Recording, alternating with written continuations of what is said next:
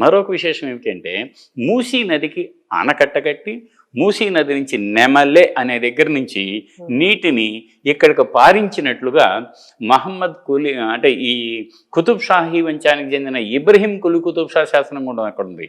అది పార్సీలోనూ ఉంది, తెలుగులోనూ ఉంది. ఇలా మీరు పానగల్ వెళ్తే ఒకటి కాదు, రెండు కాదు, అనేక రాజవంశాల చరిత్రకి సాక్షిభూతంగా ఉన్న శిల్పాలు ఒక పక్క, శాసనాలు ఒక పక్క, ఆలయాలు ఒక పక్క, సముద్రం లాంటి చెరువు ఒక పక్క.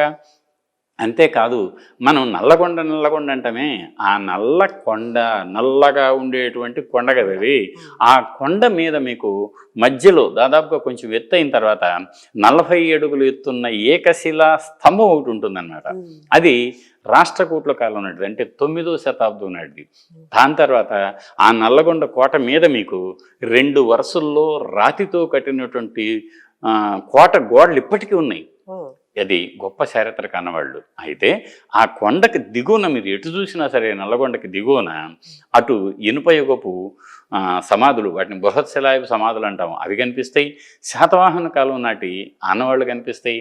ఇలా పానగల్ నగరం ఒక చారిత్రక ఖజానాగా మనం చెప్పుకోవచ్చు.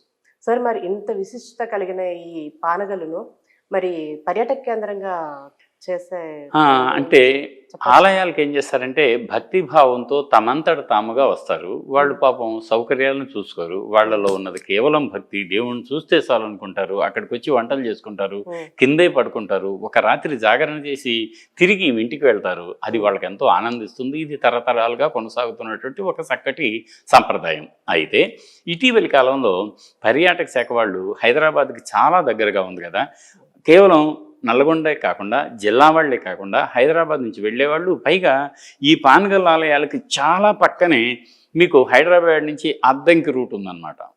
మిర్యాలగూడ మీదుగా చాలా పొడవు కదా, చెన్నై కూడా వెళ్తుంది. అదిగో అలా నిత్యం వచ్చేవాళ్ళు పోయేవాళ్ళు కూడా ఈ మధ్య ఈ ఆలయాలను చూడటానికి వస్తున్నారు.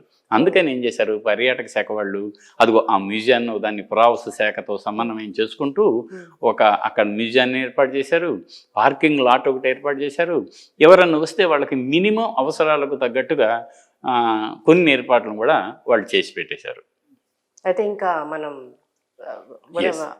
వెళ్ళొచ్చు హాయిగా. మనం కూడా ఒక్కసారి చూసామంటే మీరు మర్చిపోరు, అది పచ్చల సంవత్సరం చూడలేదా నువ్వు అని అడుగుతాం మనం. అంత అద్భుతమైనటువంటి వాస్తు శిల్ప విశేషాలు ఈ ఆలయాల్లో ఇమిడి ఉన్నాయి.